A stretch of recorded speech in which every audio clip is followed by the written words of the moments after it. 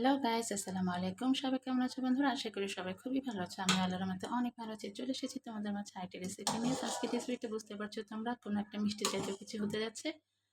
তো বন্ধুরা, আমি কিন্তু অলরেডি দুধ দিয়ে দিয়েছি চুলায়। দুধটা বলক উঠে গেছে চুলার আঁচটা, যার কারণে আমি কমে রাখতে বাধ্য হয়েছি। তো যেহেতু এখন বলক উঠে গেছে, এখন এখানে আমি দিয়ে দিব মশলা। তো তোমাদের দেখে দিচ্ছি এখানে কী কী মশলা আমি দিচ্ছি। এখানে এলাচ আছে, দারচিনি আছে, তেজপাতা আছে। তো সবটা আমি এখানে দিয়ে দিচ্ছি।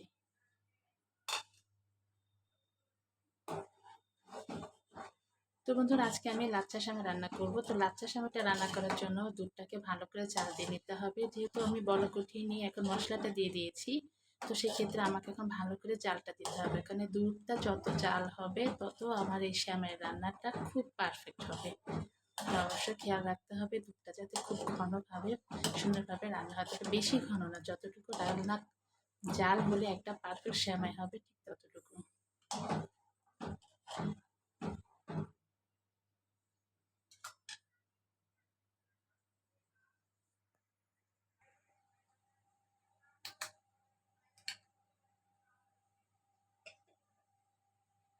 তো বন্ধুরা, এখন দিয়ে দিব চিনি।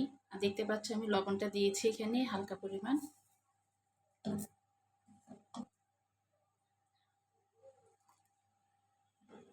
একটু লবণটা চিনিটা ভালো করে দুধে নিয়ে নিলাম। এখন এটা আমি চাল দেবো। যেহেতু চিনি দিয়েছি, এখন কিন্তু আবার পানি মতো হয়ে যাবে, চিনিটা পানি ছেড়ে দিবে। সেজন্য আমাকে আবার কিছুক্ষণ চাল দিতে হবে। তবে চাল দেওয়ার সময় এভাবে নেড়ে চেড়ে চাল দিলে দুধটা কিন্তু খুব ঘন হয় তাড়াতাড়ি। আর দ্বিতীয়ত দুধের ভিতরে চিনিটা ভালোভাবে মিক্সড হয়ে দুধের একটা ফ্লেভার আসে খুব সুন্দর, যেটা সেমাইটাকে আরও সুস্বাদু করে তোলে।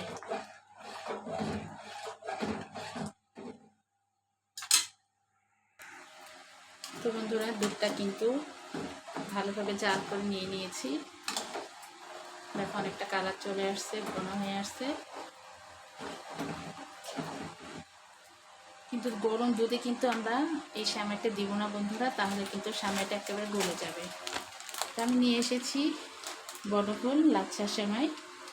এটা আমার খুব ভালো লাগে বন্ধুরা। এই যে দেখো এখানে কিন্তু সেমাইয়ের একটা পরিবেশন করা আছে। তো বনফুল লাচ্ছা সেমাইটা আমার ছোটো থেকে খুব ভালো লাগে, এই কারণে আমি এটা নিয়ে এসেছি। আরেকটা নিয়ে আসছি, ওটা হচ্ছে মিস্টার লাচ্ছা সেমাই। তো এখন বনফুলটাই আগে আমি রান্নাটা করব। তো এখন এটা ছিঁড়ে নিব বন্ধুরা। তো সেমাইটা আমি কিন্তু পিসে নিয়ে নিয়েছি বন্ধুরা। দেখো বাটিতেও নিয়ে নিয়েছি। এখন দুধটা ঠান্ডা করে খানিকখানি ঢেলে দেব। তো বন্ধুরা দেখো আমার জাল হয়ে গেছে। দুধটা কিন্তু ঠান্ডা হয়ে গেছে অনেকটা, পুরো ঠান্ডা কিন্তু হয়নি। তখন দিয়ে দিচ্ছি এখানে কিশমিশ দিয়ে দিচ্ছি বন্ধুরা সাজিয়ে।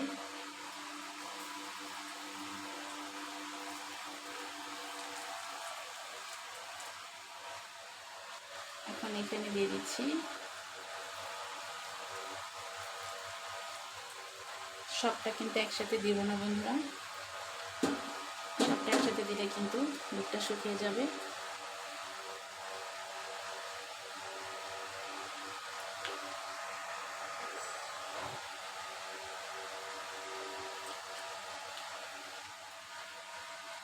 এটা কিন্তু হয়ে গেছে।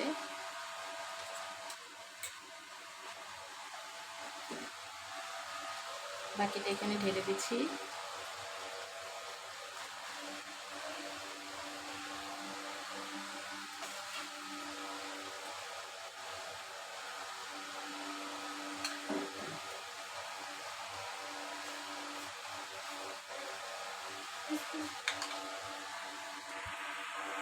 তো হয়ে গেল আমার পারফেক্ট লাচ্ছা সেমাই রান্না।